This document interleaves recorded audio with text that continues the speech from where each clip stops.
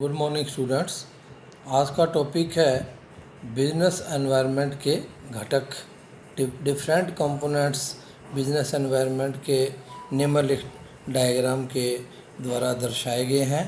Components of business environment, एक तो आंतरिक वातावरण और दूसरा बाह्य वातावरण।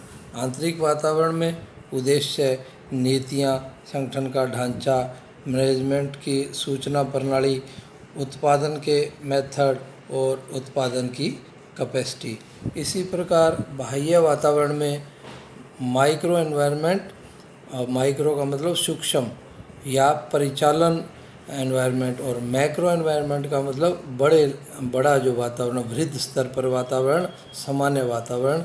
और माइक्रो में ग्राहक, पूर्तिकर्ता, प्रतियोगी, पब्लिक और मार्केटिंग के जो बीच के लोग हैं, मध्यस्थ लोग हैं, वो आते हैं।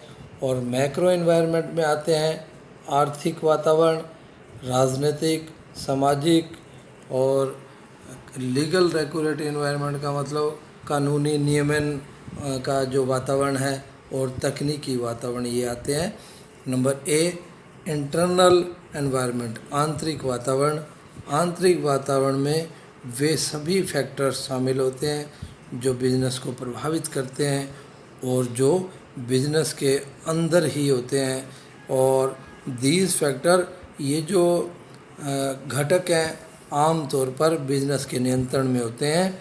और इन इंटरनल फैक्टर की जो स्टडी है वो वास्तव में इंटरनल एनवायरनमेंट के लिए बहुत ज़्यादा ज़रूरी है।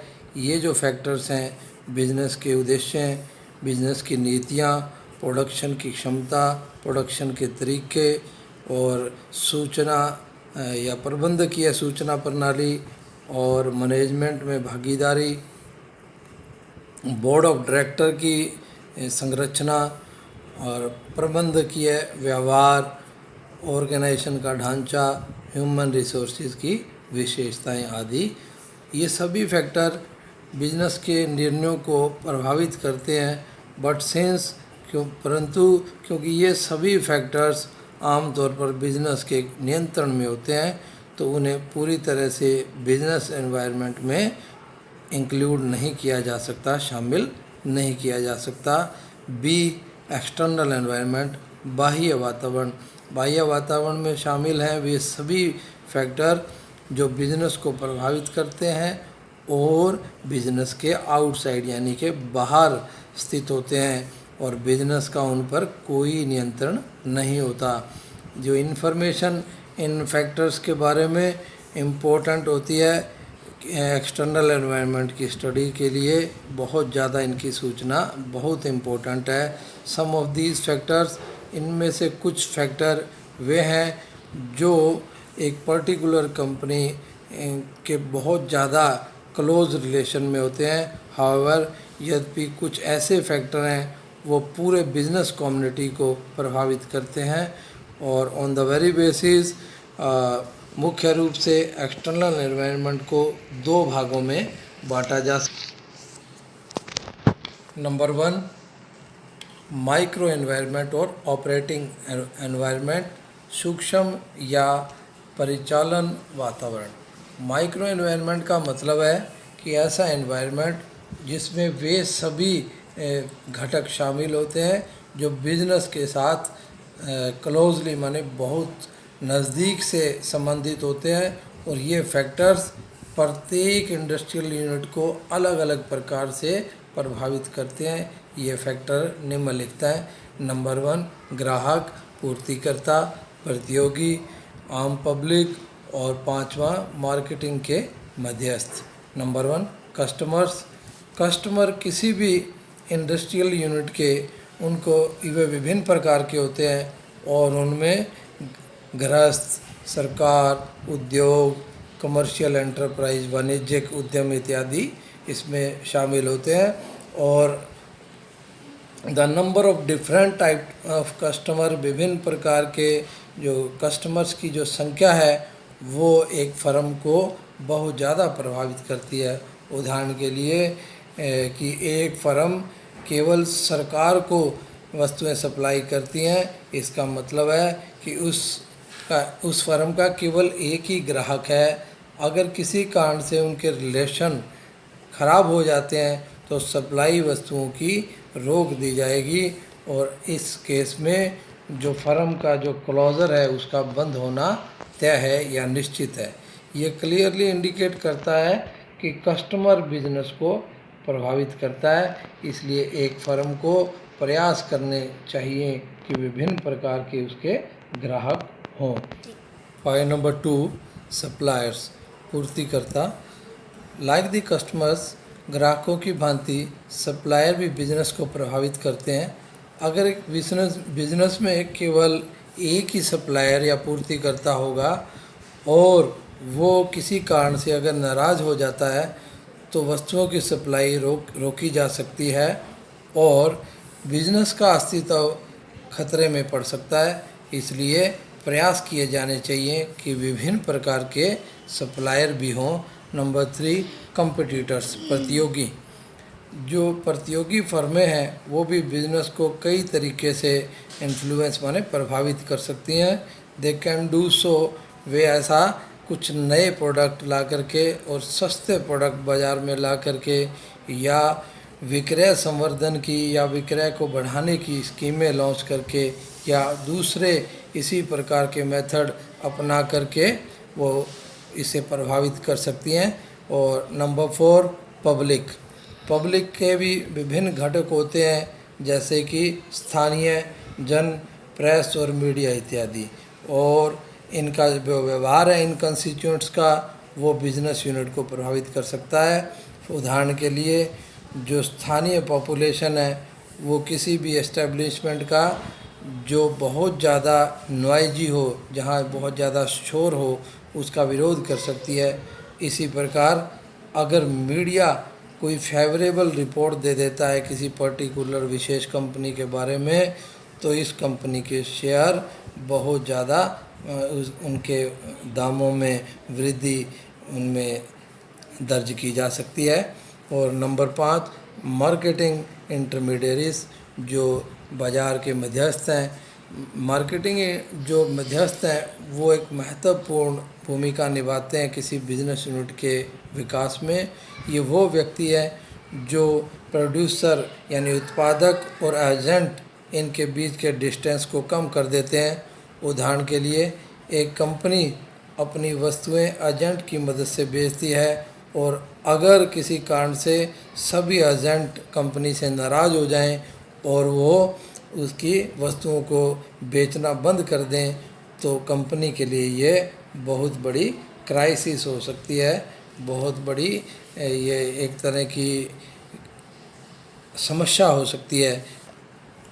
पॉइंट नंबर 2, मैक्रो एनवायरनमेंट और जनरल एनवायरनमेंट, वृद्ध वातावरण या सामान्य वातावरण।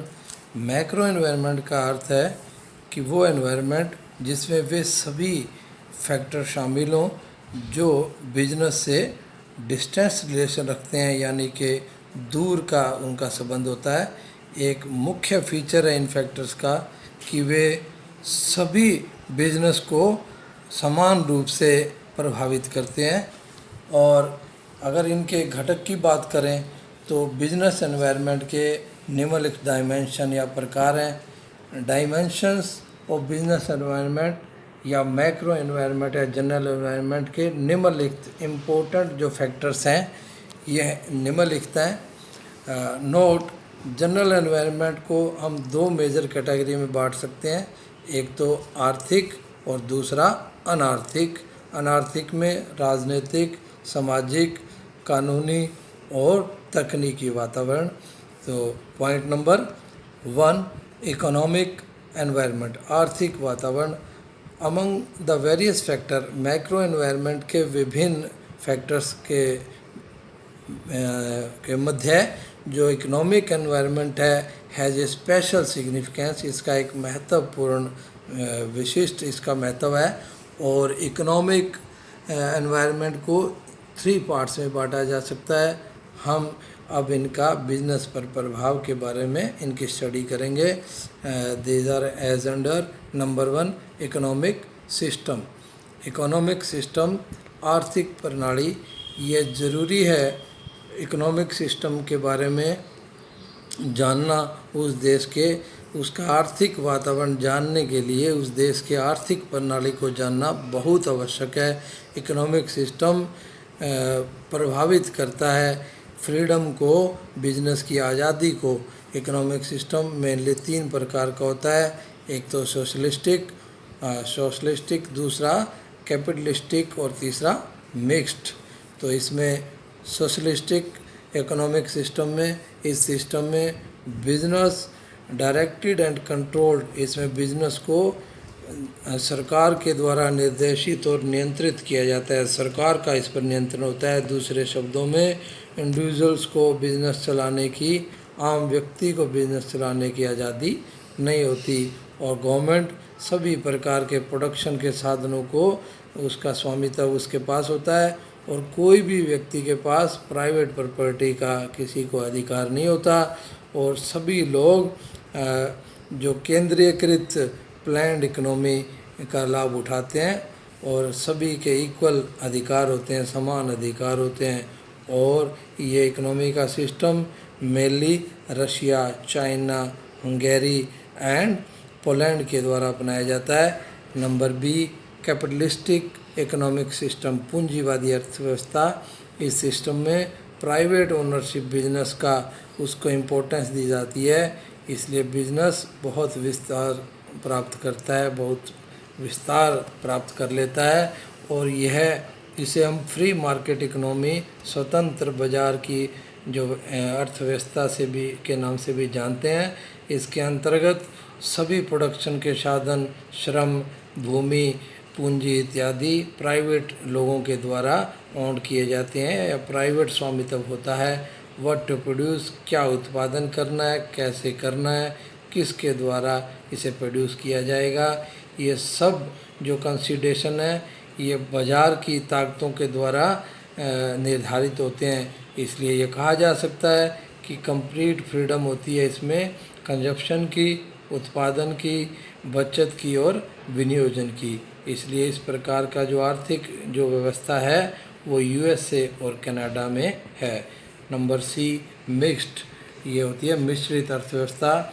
इसके अंतर्गत बिजनेस, सरकार और व्यक्तियों दोनों के द्वारा इसका स्वामित्व होता है। इसके अंतर्गत कई बेसिक इंडस्ट्री जो सरकार के नियंत्रण और मलकियत या स्वामित्व के अंतर्गत चलाई जाती हैं। जहाँ तक प्राइवेट सेक्टर का सवाल है, संबंध है, ये प्राइवेट लोगों के द्वारा इसे चलाया जाता है, लेकिन देश के हितों को बचाने के लिए, उनकी रक्षा करने के लिए सरकार एक्टिविटीज़ को नियमित करती है। भारत जो है इस तरह की जो इकोनॉमी का कंसेप्ट अपनाने वाले देशों में सबसे अच्छा उदाहरण है। और पॉइंट नंबर 2, इकोनॉमिक पॉलिसीज़, आर्थिक नीतियाँ जो बिजनेस, किसी भी देश के बिजनेस को बहुत गहन रूप से प्रभावित करती हैं। इकोनॉमिक पॉलिसी जो इकोनॉमिक एक्टिविटी को निर्देशित करने के लिए बनाई जाती हैं, आर्थिक कार्यों को, क्रियाओं को करने के लिए, उनको निर्देशित करने के लिए बनाई जाती हैं।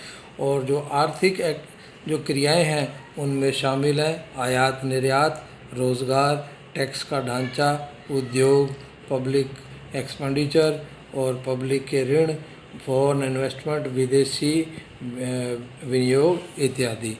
और इन सभी इकोनॉमिक एक्टिविटीज़ को निर्देशित करने के लिए निम्नलिखित इकोनॉमिक पॉलिसी बनाई जाती हैं। एक तो आयात निर्यात की नीति, बी रोज़गार की नीति, कर नीति, औद्योगिक नीति, पब्लिक खर्चे की नीति, पब्लिक ऋण की नीति और कृषि की नीति और विदेशी विनियोग की नीति। ऑल दीज पॉलिसीज़, ये सभी नीतियाँ बिजनेस को प्रभावित करती हैं। उदाहरण के लिए आयात निर्यात की नीति के अंतर्गत अगर इंपोर्ट पर प्रतिबंध लगाए जाएंगे तो इससे भारतीय जो इंडस्ट्री है उसको बेनिफिट होगा। नंबर 3, इकोनॉमिक कंडीशंस, आर्थिक स्थिति इकोनॉमिक कंडीशन वो कंडीशंस हैं जो आर्थिक डेवलपमेंट, किसी भी देश के आर्थिक विकास की संभावनाओं से संबंधित होती हैं, और इकोनॉमिक कंडीशंस के आधार पर सरकार विभिन्न प्रकार के वेलफेयर के प्रोग्राम, लोगों के कल्याण के कार्यक्रम सुनिश्चित करती है, शुरू करती है। ये जो कार्यक्रम है ये बिजनेस को प्रभावित करते हैं, और बिजनेसमैन इन प्रोग्राम्स के द्वारा प्रभावित होते हैं और वे अपने प्रोग्राम स्टार्ट कर देते हैं, जैसे कि एडवर्टाइजमेंट की उनकी नीति, और नए बाज़ारों की डिस्कवरी, खोज, और नए प्रोडक्ट बाज़ार में लाना, प्रोडक्शन के नए तरीके इत्यादि। और कुछ इनके एग्जांपल है इकोनॉमिक कंडीशन के, वो निम्नलिखित हैं। एक नंबर ए, फॉरेन कैपिटल, विदेशी पूंजी, नेचुरल रिसोर्सेज की सप्लाई, इकोनॉमिक डेवलपमेंट जो आर्थिक विकास का स्तर, ब्याज की दर, राष्ट्रीय आय, इंडस्ट्रियल आर्थिक विकास, और फॉरेन ट्रेड माने विदेशी व्यापार, और जनरल प्राइस लेवल आम मूल्य का स्तर। और impact of economic environment on business, business पर आर्थिक वातावरण का क्या प्रभाव पड़ता है। Followings are the chief examples, ये मुख्य एग्जांपल्स है इकोनॉमिक एनवायरनमेंट के बिजनेस में। Number 1, after reforms were introduced, banking sector में जब रिफॉर्म्स माने सुधार लाए गए थे, शुरू किए गए थे, तो बैंक लोन बड़ी इजी शर्तों के ऊपर अलाउ किए गए थे, और it also led to better service, इससे अच्छी सेवाएं भी मिलने लगी या उन पे असर हुआ, और इससे रियली बिजनेस के अंदर बहुत तेज़ी से विकास हुआ, उसमें मदद मिली। नंबर 2, इकोनॉमिक एनवायरनमेंट के अंदर जो परिवर्तन है उससे क्या हुआ, लीजिंग कंपनियों, म्यूचुअल फंड्स और वेंचर कैपिटल बिजनेस के एस्टेब्लिशमेंट, मतलब कि वो एस्टेब्लिश हुए, वो उनका परिणाम इस रूप में हुआ कि इनकी सबकी स्थापना हुई। नंबर 2, पॉलिटिकल एनवायरनमेंट, राजनीतिक वातावरण, विभिन्न प्रकार की विचारधाराएं जो विभिन्न पॉलिटिकल पार्टीज़ की आइडियोलॉजी होती है उनका कम्बिनेशन होता है जो राजनीतिक वातावरण। और इन एक्टिविटीज़, जो factor connected with the activities of government, और सरकार की क्रियाओं के साथ जो फैक्टर जुड़े होते हैं उनमें शामिल हैं कि द टाइप ऑफ गवर्नमेंट, सरकार किस प्रकार की है, सिंगल पार्टी की है या मल्टी पार्टीज़ हैं, और सरकार का व्यवहार विभिन्न इंडस्ट्री के प्रति और विभिन्न कानूनों को पास करने में उनकी प्रोग्रेस, पॉलिटिकल पार्टीज़ के प्लेटफॉर्म्स, और टेंडेंसी ऑफ द एप्लीकेंट्स, विभिन्न पदों के लिए जो एप्लीकेंट्स की जो प्रवृत्ति है वो क्या है, और efforts by various groups to get effective, और विभिन्न जो ग्रुप्स के जो प्रयास हैं वो उनकी सपोर्ट फॉर देम सेल्फ, अपनी इफ़ेक्टिव सपोर्ट के लिए वो किस प्रकार से वो प्रभावित होते हैं, इत्यादि इत्यादि। एवरी पॉलिटिकल पार्टी, प्रत्येक राजनीतिक पार्टी का क्या होता है, विभिन्न व्यवहार होता है बिजनेस कम्युनिटी या बिजनेस समुदाय के प्रति। और एक लिविंग एग्जांपल है इसका कि इलेक्शन के दौरान हम शेयर मार्केट में फ्लक्चुएशन को देख सकते हैं। इट इज़ क्वाइट पॉसिबल, यह भी संभव है कि एक पर्टिकुलर पॉलिटिकल पार्टी अगर शक्ति में आ रही है, पावर में आ रही है, तो उससे शेयर के प्राइजेस बहुत ज़्यादा आसमान को छू जाएं, तो इट इज़ ट्रू, ये सत्य है। कन्वर्सली, विपरीत रूप से, जब दूसरी पॉलिटिकल पार्टी पावर में आ रही हो, उसकी संभावना हो, तो उससे क्या होगा, शेयर के जो प्राइजेस हैं वो कई बार रियली नोज डाइविंग माने घातक भी हो जाते हैं, बहुत ज़्यादा डूबने लग जाते हैं। और ये क्लियरली ये दर्शाता है कि फर्स्ट पॉलिटिकल पार्टी का जो व्यवहार है बिजनेस के प्रति पॉजिटिव है, और जो कि शेयर मार्केट का जो पॉजिटिव इफ़ेक्ट है वो उस पर दर्शा रहा है। और दूसरी तरफ जो सेकंड पॉलिटिकल पार्टी का जो नकारात्मक रवैया या व्यवहार है बिजनेस के प्रति, वो शेयरों के प्राइस के गिरने को रिफ्लेक्ट करता है कि शेयर मार्केट गिर गई है इतनी, केवल इस पॉसिबिलिटी से कि वो पार्टी पावर में आने वाली है। इतना बाज़ार में सुख बुगाट के साथ ही क्या हो जाता है कि कंपनीज के शेयर गिर जाते हैं, उनकी मार्केट वैल्यू गिर जाती है। पॉलिटिकल पार्टी का बिजनेस पर इम्पैक्ट या प्रभाव, कुछ एग्जाम्पल है पॉलिटिकल एनवायरनमेंट के बिजनेस पर प्रभाव के। नंबर 1, 1977 के साल में जनता गवर्नमेंट ने एक बहुत सख्त रवैया अपनाया मल्टीनेशनल कंपनियों के प्रति। परिणाम स्वरूप मल्टीनेशनल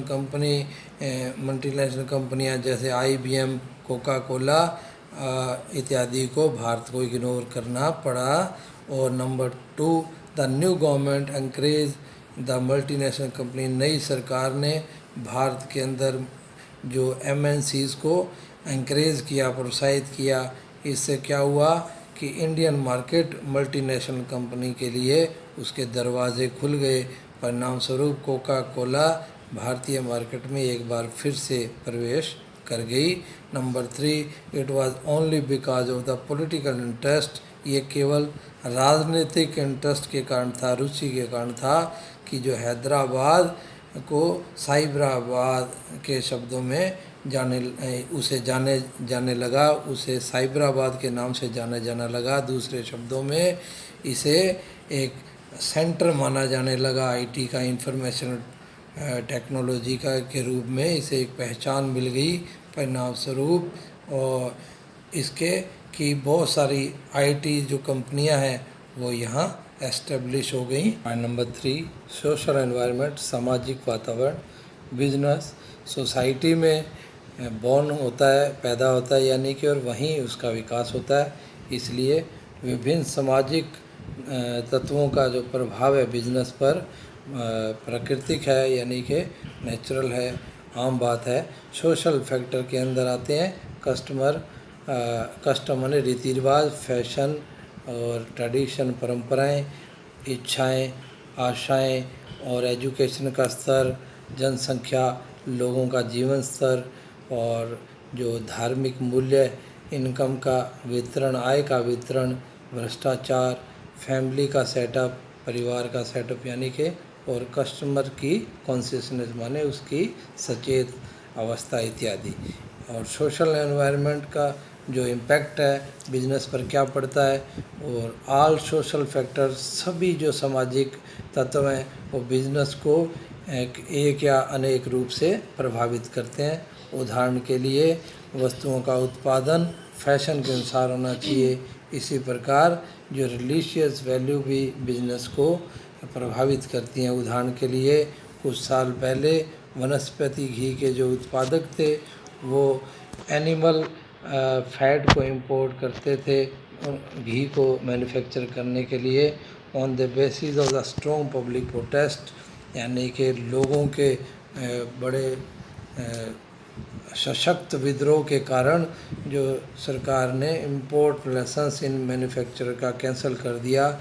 इसी प्रकार इस न्यूज़ के कारण कुछ पॉपुलर कोल्ड ड्रिंक कंपनियों में कि पेस्टिसाइड का एलिमेंट कंटेन करता है उसमें होता है, तो लोगों ने इसके खिलाफ प्रोटेस्ट किया और कोल्ड ड्रिंक का जो कंजम्पशन है वो कम हो गया। और point number 4, legal regulatory environment, कानूनी नियामक वातावरण। बहुत सारे एक्ट पास किए गए समय समय पर बिजनेस की एक्टिविटी को नियंत्रित करने के लिए और उसका नियमन करने के लिए, और द सम टोटल ऑफ इन सभी एक्ट्स का जो सम टोटल है उनका जोड़ है, उसी से लीगल रेगुलेटरी एनवायरनमेंट बनता है। और एक्ट आम तौर पर जो पास किए गए हैं वो इन बिजनेस एक्टिविटीज़ को रेगुलेट करने के लिए, जैसे क्रय विक्रय, औद्योगिक झगड़े, श्रम, रेगुलेटिंग पार्टनरशिप बिजनेस को नियमन करने के लिए, कंपनी बिजनेस को नियमन करने के लिए और फॉरेन एक्सचेंज का नियमन करने के लिए इत्यादि। भारत में निम्नलिखित एक्ट पास किए गए हैं ऊपर दी गई बिजनेस एक्टिविटीज़ के लिए, जिसमें विक्रय वस्तु अधिनियम, औद्योगिक डिस्प्यूट यानी झगड़ों का अधिनियम, और तीसरा न्यूनतम मजदूरी, भारतीय साझेदारी अधिनियम, कंपनी अधिनियम और ट्रेडमार्क अधिनियम और आवश्यक वस्तु अधिनियम और उपभोक्ता संरक्षण अधिनियम, और यह है भार और माप के मानक अधिनियम। ये सभी एक्ट बिजनेस के डिसीजन को क्या करते हैं, प्रभावित करते हैं। और लीगल रेगुलेटरी एनवायरनमेंट का बिजनेस पर क्या प्रभाव पड़ता है, निम्नलिखित एग्जाम्पल हैं कानूनी नियामक जो वातावरण के बिजनेस पर क्या क्या प्रभाव हैं।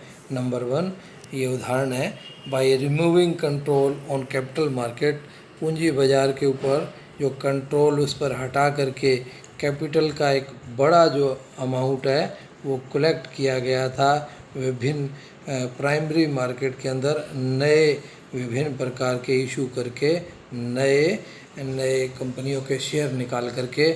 और number 2, with introduction of relaxation, यानी कि एफडीआई की रिलैक्सेशन के कारण या उसके आने के कारण जो फॉरेन एक्सचेंज और बहुत सारी जो मल्टीनेशनल कंपनियां भारतीय बाज़ार के अंदर एंटर कर गई, और परिणाम स्वरूप एक अद्भुत इसके अंदर इंक्रीज हुआ फॉरेन एक्सचेंज रिजर्व में। देश का जो फॉरेन एक्सचेंज रिजर्व है बहुत ज़्यादा अद्भुत इसमें तरक्की हुई।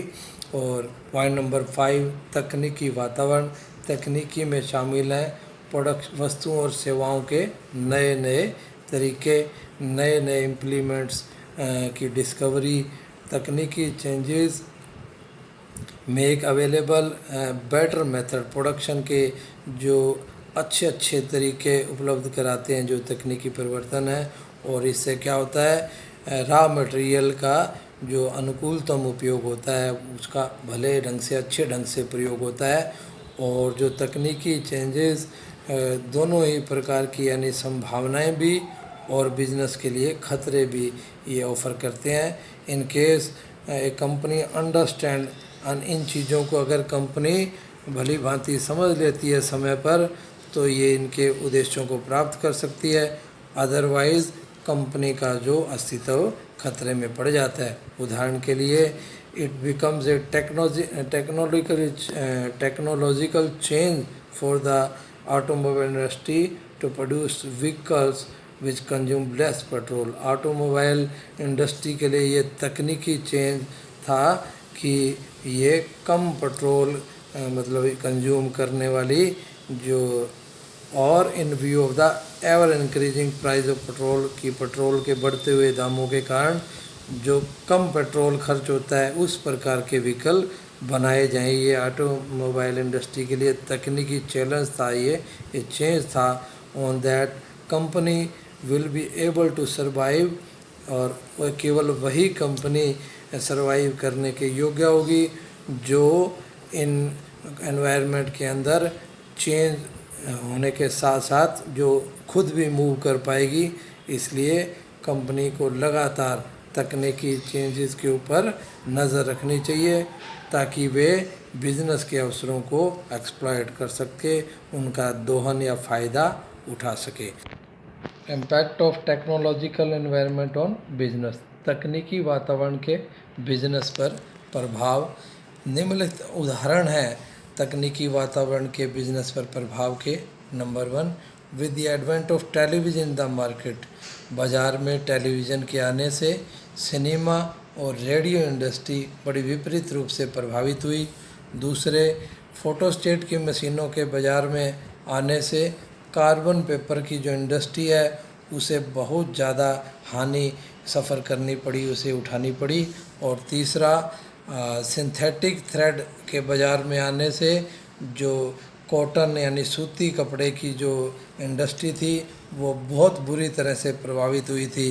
और पॉइंट नंबर 4, डिजिटल जो घड़ियां हैं उन्होंने ऑलमोस्ट जो पारंपरिक जो घड़ियां हैं उनको समाप्त कर दिया।